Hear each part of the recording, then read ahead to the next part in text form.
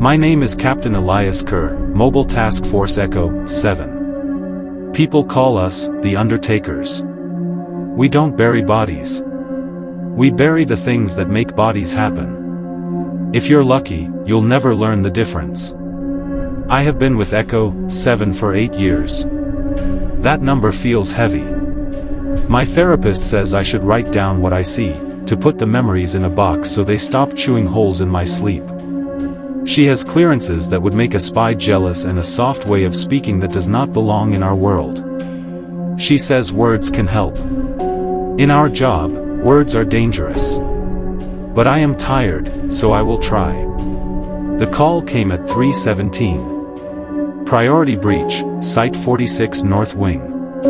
No chatter on the radio, just a set of coordinates and a silence that felt like a hand over the mouth.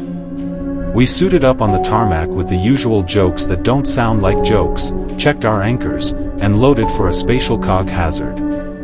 The helicopter skated over a black valley that swallowed our rotor noise. Even the wind seemed to hold its breath. My team, Charles, my second, calm even when his pupils go to pinpoints. Rod, our tech, a man with hands that shake only when he stops working. Parker, demolitions, who hums soft songs when he is scared. Maya, field medic, who never raises her voice and always gets there first when someone falls. And me. The one who decides when we press forward and when we run. Site 46 looked normal from above. The floodlights around the fence looked like dead eyes. We dropped to the access road and my boot hit asphalt that felt a few degrees colder than the air. The moment we crossed the gate, the wind died. Not slowed. Stopped. Our breathing became the only sound. Every step was wrong. The gravel didn't crunch. It gave way without noise, like walking on memory foam. Thermal is a mess, Rod said, hugging the scanner. Hot where it should be cold, cold where it should be hot. We've got batteries for 40 minutes if the field bleeds into the anchors. He looked at me. Don't dawdle. We moved in stack formation. The lobby lights flickered like slow lightning behind plastic lenses. The first guard was still in his chair, eyes open, pulse steady, pen in his hand drawing a long line off the page as if time had slipped and his hand forgot how to stop. Maya pressed a light to his pupil. No blink. He was breathing without moving his chest. That is a kind of wrong we don't talk about. We don't have a word for it. North Wing, I said. Stay tight. Muzzles low until we know what we're shooting. We found the threshold at the end of Corridor C. It was a hair-thin seam in the air, like a soap bubble stretched across a doorway. On one side, gray paint, scuffed floor, exit signs. On the other, a long, tall hall that could not fit inside this building. Black stone pillars rose into darkness. The floor was white tile that reflected us with a delay, like our shadows were thinking about what to do and then decided to follow. Anchors on, I said. Our packs gave off a soft thrum that made my molars ache. We stepped through. The air changed flavor. It tasted like pennies and lilies. I smelled old blood and a funeral home trying too hard. The walls were carved. Human figures in relief with faces that moved if you didn't look straight at them. They seemed to be praying. Or screaming. I could not be sure. That is another thing we learn. In here, your senses are not on your side. We followed the thermal ghost lights to the center of the hall and saw them, for containment specialists kneeling in a perfect square. Their hands were folded. Their heads were bowed. Their mouths were sewn shut with something silver that pulsed like a heartbeat. Their skin was patterned with fine lines, like porcelain. They were alive. They were not free. Between them, on a simple bronze pedestal, sat the object. It was a mask. Plain, smooth bronze. No mouth. Only two long eye holes like raindrops pulled down by gravity. It did not glow. It did not leak. It looked like something you might find in a museum case with a small placard, ritual faceplate, origin unknown. But the air bent near it, as if heat rose from cold metal. And in the reflection, I saw myself smile though my own face was still. The voice began as a pressure in the skull, not sound, a thread pulled through the center of the mind. Take me. Wear me. We can make the broken parts line up again. I knew that voice. It was my brother's, 12 years dead because I hesitated once when it mattered. I have been forgiven by many people. He is not one of them. Don't listen, Charles said. His own lips were pale. Keep your eyes on your hands. Watch your partner. If they move, you move them back. Across tile in searching lines. They split into hair-fine filaments that reached for our boots. We backed a step as one. The voices pressed harder. Rod said, "It's inside the head. Not audio. Column 2, on me."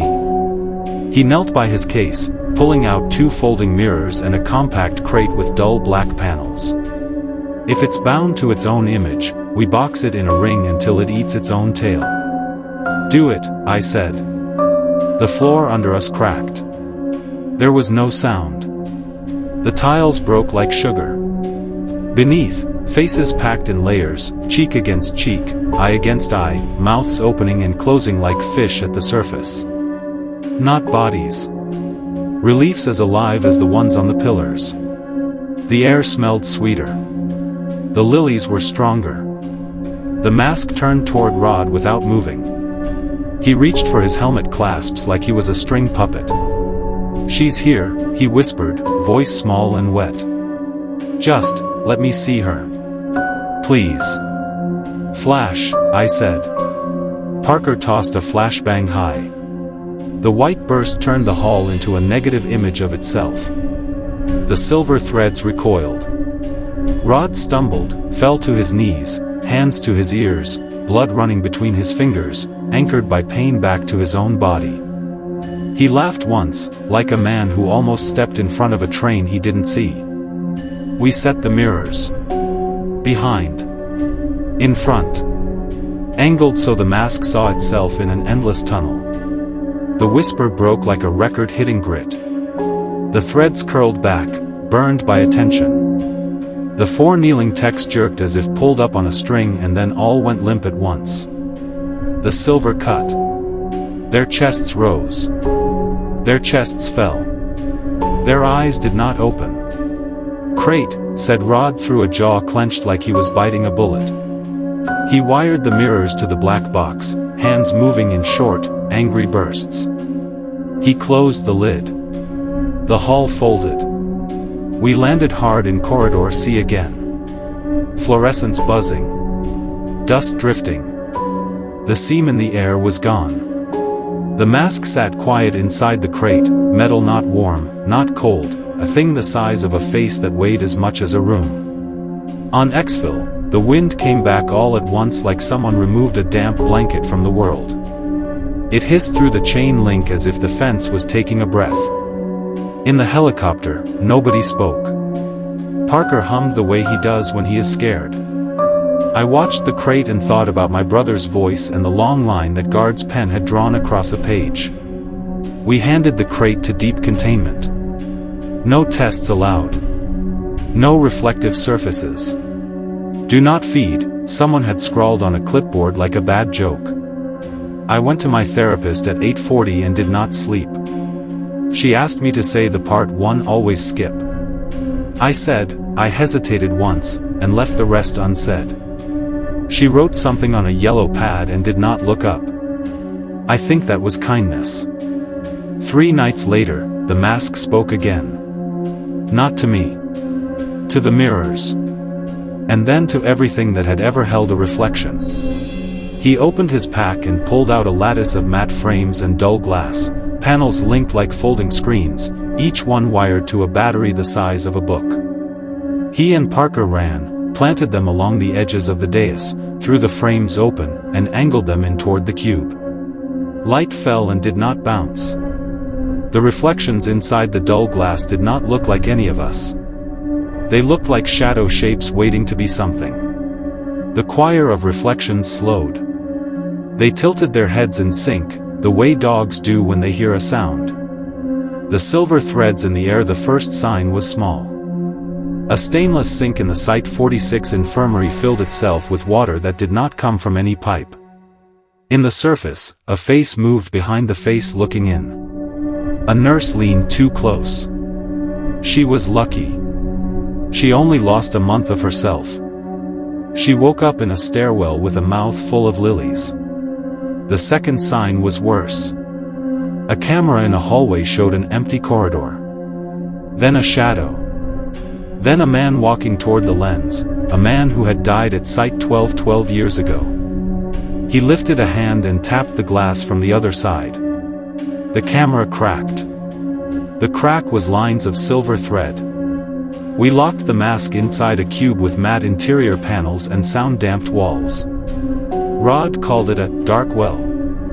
No light, no echo, no reflection. The whisper faded to a faint pulse at the edge of hearing, like a heartbeat through a pillow. It was not enough. The thing had found new mirrors to lean on, windows, eyes, screens, puddles in the parking lot at 3 o'clock, the polished steel of a spoon. In briefings, the containment lead used words like mimetic resonance and retinal rest mass. The words did not help the way words are supposed to help. They just told us the truth. The mask was not just an object. It was a mouth for something larger that lived in the space between a person and their own reflection. It wanted attention the way a fire wants oxygen. And it had learned our names. The voice spoke to each of us in a different way. For Charles, his father, drunk but soft, saying he was proud. For Maya, the patient she lost in rotation before the foundation recruited her, a girl who had asked if it would hurt and then did not get to hear no. For Parker, his wife in a dress she never got to wear. For Rod, the twin brother he could not bring back after a river took him when they were children.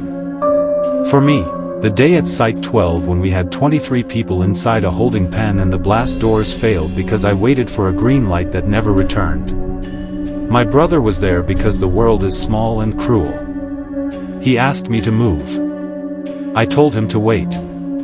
The ceiling fell. I pulled 3 people out through a hole the size of a window. He was not one of the 3. The mask used that day like a crowbar on a rusted hinge. In session, my therapist asked, "What if you let yourself be forgiven?" It was not an order. It was a small question folded like paper and placed on the table. I put the paper back in the drawer and locked it. Forgiveness is not a tool, I said. It is bait. While security teams patched cameras and taped black foam over any surface with a shine, we pulled the old records. Provenance of the mask, recovered from a church fire in an abandoned mining town, St. Halcyon, Wyoming. Choir loft collapse. 1 survivor. Survivor described a face for many voices hidden in the wall. The photos showed a crooked steeple, blackened wood, stained glass melted into tear tracks. Someone had bricked up a section behind the organ. Inside the bricks, the mask, wrapped in a torn banner that read "We are one voice." The director made a choice I did not envy. We move it back to origin and see if the field dies. Sometimes the thing goes quiet when it's on home ground. If not, we need to understand the environment that made it. Echo-7, you're on the convoy. We checked the cube's seals 3 times. Rod put a small camera in the dark well that fed only to his wrist display so the mask could not see more than it already could. He told me that was like leaving a door open, and then he did it anyway because he cannot stand not knowing. We drove out with 2 armored trucks, 1 decoy, 1 live. Snow came down in dry, bitter flakes that blew sideways like sand. The highway was empty in that way only western highways can be at night, a ribbon through nothing. We did not turn on the radio. Silence filled the cab like water. Parker hummed a lullaby. Maya sat with her hands folded on her med kit and stared at her own reflection in the black window. She had taped a strip of cloth over it, but she was looking anyway. People do that when something tells them not to. I kept my eyes on the mirrors bolted to my door. I did not look. This felt like holding a hot pan by its handle and telling yourself you are not going to drop it. At mile marker 241, the world went off the road. I don't mean we slid. I mean the road stopped being where it had been and bent a few degrees to the left as if someone had decided the map was wrong. The truck did not like that choice. The wheels hopped, the chassis groaned, and we hit a patch of black ice that did not exist until the second it did. Charles kept us upright by force of will and a little skill. Behind us, the decoy truck spun and came to rest nose down in a drift. The snow swallowed the sound of the engine like a pillow over a mouth. "Everyone okay?" I asked. "Still here," Parker said. "Still humming." Rod said nothing. He was watching his wrist display. "The mask is moving," he said after a moment. "But the crate is still sealed. It's pacing. You know how a caged animal will pace? It's like that. 2 steps left. 2 steps right. It has no legs. I am aware." He laughed once in a way I did not like. St. Halcyon sat at the end of a thin road that used to be a main street. 1 row of false fronts and a lot of windows boarded with old election signs. The church looked small and sad. The white paint had gone gray and then black. The doors were open. They swung in a wind I could feel but could not hear. In the windows, I saw her, my therapist. She lifted a hand and wrote on the inside of the glass with a finger. "Do not go in." I blinked. The writing was gone. She has never been to Wyoming. We carried the cube in formation up the steps. The wood under my boots felt soft, like bread left in rain. The nave smelled like wet ash and lilies. The pews were rows of broken teeth. The organ in the front had collapsed into itself. The choir loft above leaned at a bad angle. On the back wall, a rectangle of new brick had once been. Someone had knocked it down years ago. Behind it was a low, dark space. The space breathed. In. Out. In. Out. The masks in deep containment don't breathe. This one did. Rod set the cube on the altar. "Home," he said, and the word sounded like a lie. We did not get a chance to ask the mask what it wanted. The church showed us. The air shivered like heat over asphalt. The floor fell away without moving. The walls slid forward without coming closer. The ceiling rose and kept rising. Pews stretched into long lanes that did not end. A black stone hall grew out of the wood and ate it. The altar flowed into a dais. The cube remained on top like a prize. "You feel that?" Charles asked, voice small. "I feel so tired." He was not tired. The hall was pressing on him like deep water. It pressed on me, too. My joints felt old. My breath felt heavy. I looked at the dais and saw an afterimage of me standing there wearing the mask. I was speaking to a crowd. The crowd was my team. They were kneeling. Their heads were bowed. Their mouths were sewn shut with silver thread. "Anchors," I said. They hummed. The pressure did not leave. It picked a side and leaned. Down the long lanes, figures began to stand up from the broken pews. They were not people. They were reflections of people. You know that feeling when you see yourself in a window at night and your own face briefly looks like a stranger? Their faces were stuck in that moment. Eyes too dark. Mouths a little too wide. They wore our uniforms but not the patches. Their hands were empty. They began to sing without sound. The words arrived in the head like thoughts you don't agree with. We can help. We can rewrite. We can take out the bad parts and leave only the song. Maya pressed her hands to her ears and shook her head hard. "No," she said aloud, which was dangerous. Aloud is how you cut a path for things like this. "No. You do not get to use her voice." I knew she was hearing the girl. I knew what the girl was asking her to do. I knew Maya would run through fire if it meant she could fix that one day. The mask knew it, too. Rod whispered, "Mirrors. Same trick. But bigger." Drew back an inch like bugs tasting smoke. "Keep them talking," Rod said to me, eyes wild. "It's not a mind. It's a network. If we flood it with itself, it might loop." "You want me to taunt a god," I said. "No," he said. "I want you to argue with a mirror. That is a thing I know how to do." I walked up the steps to the dais and put my hand on the cube. It was cool. The metal had weight but felt empty. The whisper shifted its tone, softer now. "Eli. Little brother. Take me. We can try again. You never have to see that door close. We can step through before the ceiling falls. Please. Just lay me on your face. I will do the rest." I said, "No." It did not like that word. The choir leaned forward. The threads trembled. The faces in the pews opened their mouths wider. Silence rushed in as if sound itself backed away. I said, "I hear you. I believe you could make a version where I didn't fail. But that version is a lie. It would not bring him back. It would build a copy that sings the song you choose. That is not life. That is your hunger." Maya stood at my shoulder. She did not touch me. She never does when we are on mission. "Tell it what it feeds on," she said, voice steady now. "You feed on regret," I said. "On the thought, what if? You harvest the energy from people trying to climb back into their own past. You turn that energy into rope and stitches. You use the rope to make them kneel and the stitches to sew their mouths shut so their last position is prayer. You call that peace." The mask laughed in my head. It sounded like a soft place.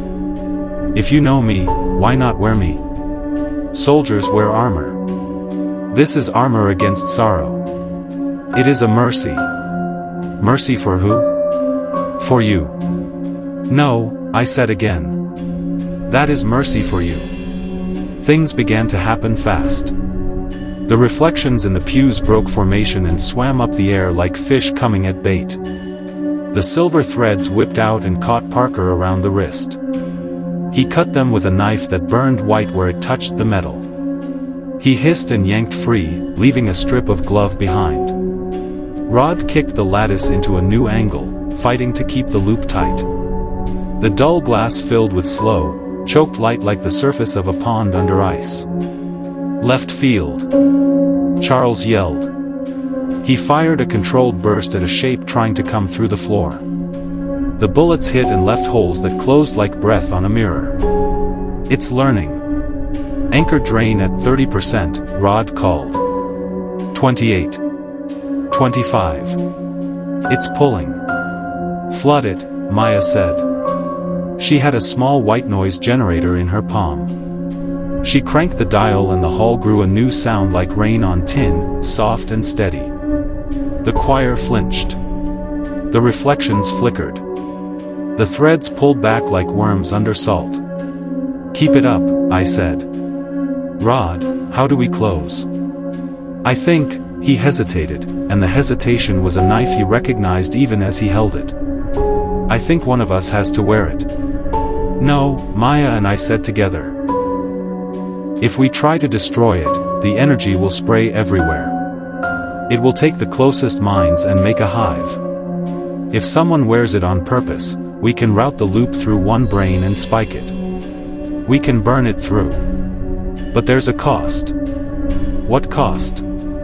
Charles asked. He had stopped firing. He was biting the inside of his cheek until blood ran. He did that when he needed to stay present. Say it fast. The wearer will have to give it something it wants. Not blood. Not flesh. It wants a piece of self that will never grow back. I looked at the cube.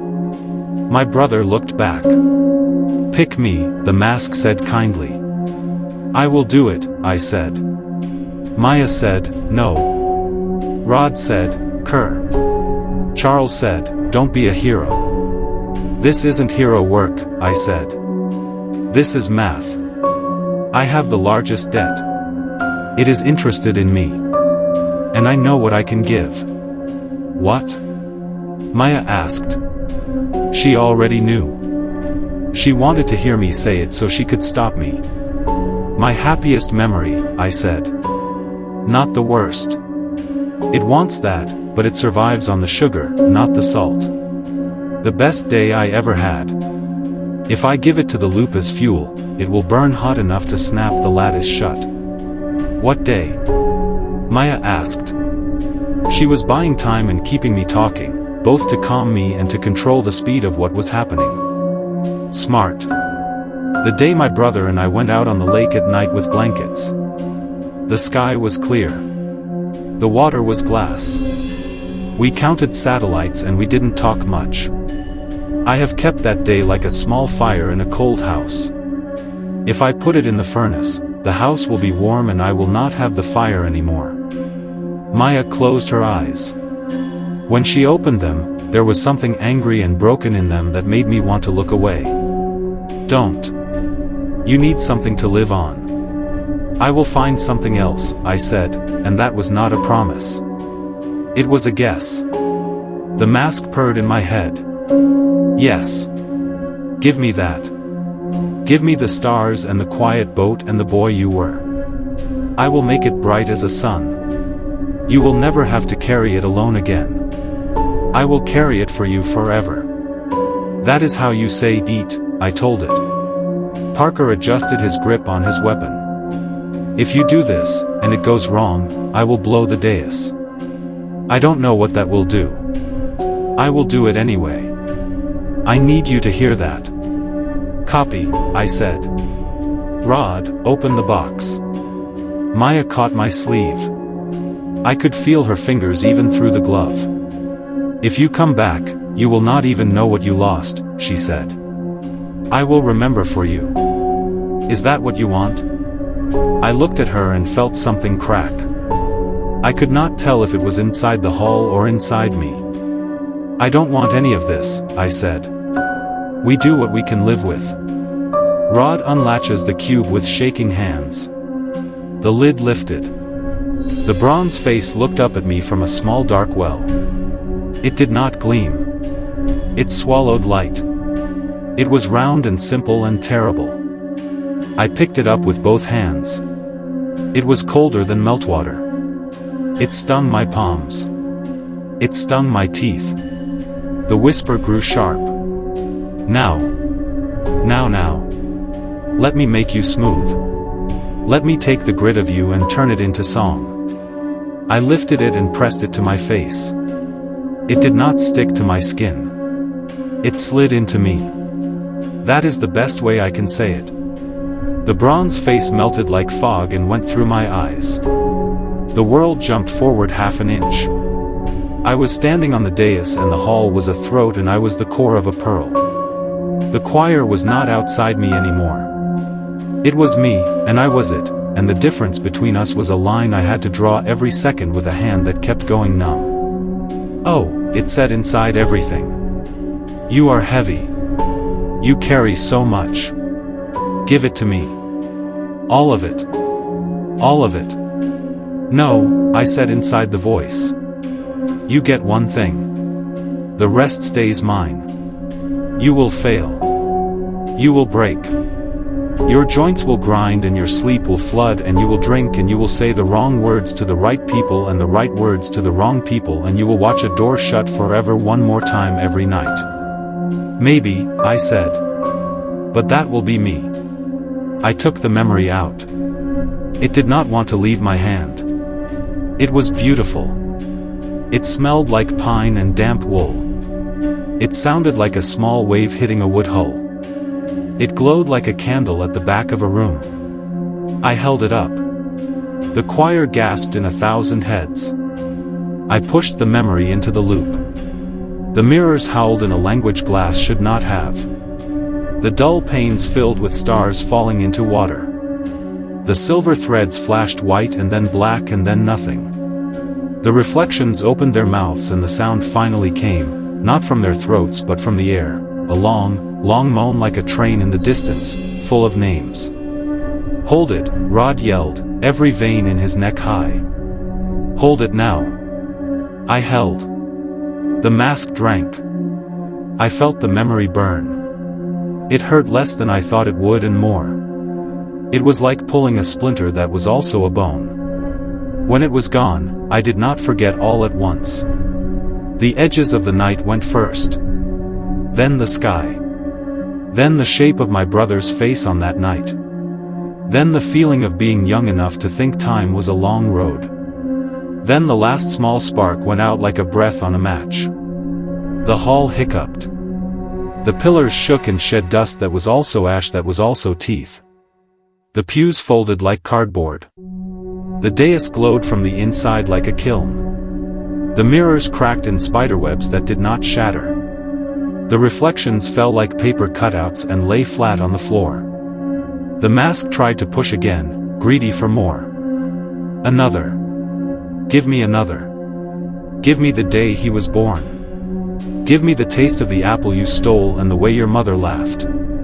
Give me the first time you fired a rifle and did not miss. Give me the day you carried 3 people through a hole and looked down and knew you could not carry the 4th.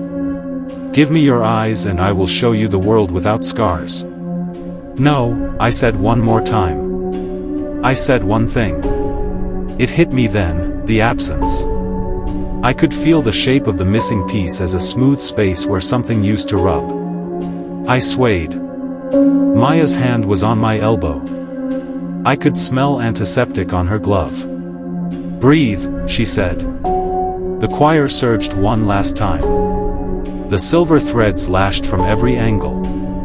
Parker dove and took 2 across his vest. They burned through fabric and left lines on his skin that would scar. Charles fired until his magazine ran dry and then threw the gun and then went to his sidearm and then threw that too. Rod slammed his palm on a breaker and sent a hard pulse through the frames. The mirrors flashed white and the hall convulsed and then, like a muscle exhausted, it let go. Black stone collapsed into wood. The dais shrank to an altar. The organ turned back into a heap of broken keys and splinters. The choir loft leaned and then settled. The smell of lilies faded to wet ash. The cube sat dull and quiet. I was on my knees and the mask was in my hands again, bronze and stupid and heavy. "Are we clear?" Charles asked. We listened. We heard wind. We heard our own breathing. We heard Parker say a word his grandmother would not like. We heard the creek that ran behind the church under ice. We heard nothing else. Rod checked the wrist display. "No movement," he said. "No pulse. The well is dark." Maya's hand left my arm. She moved to Parker and cut his vest away, pressed gel on the burns, said soft words that were mostly numbers because numbers are how she calms herself. Charles picked up brass and pocketed it because he has habits that survive even this. I stood, slow. The mask lay in my left palm. It did not speak. I tried to look at it and felt nothing. Not fear. Not hunger. Not hate. Not love. Just a gap where a star night used to be. It was worse than pain. Pain would have meant there was something to push against. This was a quiet you could drown in. "Bag it," I said. Rod held the evidence sack open. I dropped the mask in and the plastic crinkled. It sounded normal. That was the worst part. We exfilled in daylight with the kind of caution you use when you are not sure if a mine has gone off already or is just waiting to be stepped on. The town stared with boarded eyes. The valley breathed. The road stayed where the map said it should. The snow fell like dust shaken from an old coat. The helicopter made normal helicopter noise. All of those facts felt like borrowed clothes that did not fit yet. Back at Site 46, the containment team took the mask to Deep Vault again. No tests. No lights. No reflections. "Do not feed" was still scrawled on the clipboard. Someone had underlined it 3 times. I watched the door shut and did not think of any door that shut before. I could not. That is the point. That is the price. I went to my therapist that evening. She looked at me and her eyes changed like a storm rolling in behind glass. She did not ask, "How are you?" because she knew the answer was a long road we did not have time to walk. She said, "What did you lose?" I said, "A night on a lake." She wrote that down and then, very quietly, she described it to me. Pine. Wool. The sound of a small wave against wood. Satellites like slow, steady insects crossing the sky. I listened the way a man listens to a story about a country he has never visited. It sounded lovely. I believed her. I could not feel it. I did not cry. My body did not know what was gone. My body only knew where not to touch. That night, I slept for 2 hours and woke twice. The second time, I sat on the edge of my bed and watched the darkness for a while. The dark watched back. At 3:03, my window showed me a reflection that was not mine. It was my brother. He was older than he got to be. He stood outside the glass in a place that looked like my room but wasn't. He lifted a hand and wrote with his finger on the other side of the pane, "Thank you." Then the letters ran like rain. Then the face was only my own again, a stranger for a second, and then just me. In the morning, I went to the range and shot until the smell of powder pushed lilies out of my nose. I checked on Parker and watched him flirt with a nurse badly. I stood in the doorway while Maya did paperwork that was also penance and did not say the thing I wanted to say because I did not have a right to ask her to carry that weight on top of her own. I found Rod in the lab staring at a blank screen and eating chips like a man trying to feed a hole. We do small things when big things won't move. For a week, the mask stayed quiet. On day 8, the sink in the infirmary filled itself with water again. The nurse did not lean over it this time. She taped paper over the steel and drew a smiley face with a Sharpie where her face would have been. The paper wrinkled as if it was smiling for real. She laughed and turned away and did not see the silver thread curl back into the drain like a thin tongue. We are not done with it. We have never been done with any of them. 2 weeks after St. Halcyon, a field team out of Site 19 missed a check-in. Then another. Then someone in deep containment reported hearing singing in a vent that was sealed and always had been. We read the dispatcher logs and the maintenance notes and the doctor's short, clipped messages and felt the weight shift toward the edge again. The director said, "No," the way a parent says it when a child reaches for a stove. We all heard the yet that shook in the back of the word. We went to work anyway. You clean your rifle. You run drills. You tape matte black film over anything in your room that shines. You tell a joke you have told before about dying in a way that makes the joke a spell. You call no one. You think about calling. You don't. Maya found me in the gym. She stood with her hands in the pockets of her scrubs like she was afraid they would touch something and break it. You did the right thing, she said. That is a statement with no units, I said. Right for who? For the people who are still here. Sometimes I think the ones who aren't are louder. They are, she said. That's what echoes do. She stepped closer. Tell me what you see when you look at the mask now. I don't see anything, I said. That is the problem I am supposed to have. No, she said. That is the wound. Wounds are not problems. They are facts. Do they heal? Some close, she said. Some don't. Some stay open and turn you into a new shape. What shape am I now? You are still you, she said, and I realized she had decided to be angry later or never, and that this was a choice I did not deserve and also could not refuse. That night I slept 5 hours. That felt like theft and also a gift. At 6 o'clock, the director called, Echo-7, brief. A mirror on the 3rd floor showed a ward that doesn't exist. In the ward, 4 technicians are kneeling in a square. Anchor drain is rising. We can't find the source. The mask is quiet on all internal monitors. He paused. We could hear him breathe. Bring your choices. We moved fast. The 3rd floor corridor looked like a million hospital corridors. Off-white. Handrail. Scuffs at knee height where carts always hit. A cleaning sign someone forgot to pick up yesterday and someone else stepped over. At the end, a wide window with cheap blinds and a view of a parking lot. In the glass, a room with high ceilings and black stone pillars and pews that ran too long. In the pews, reflections of people we knew who were not there. Rod set a frame against the window. The glass showed the hall and then itself and then ourselves looking at ourselves through the hall through themselves until my eyes crossed. We might not be able to close it, he said.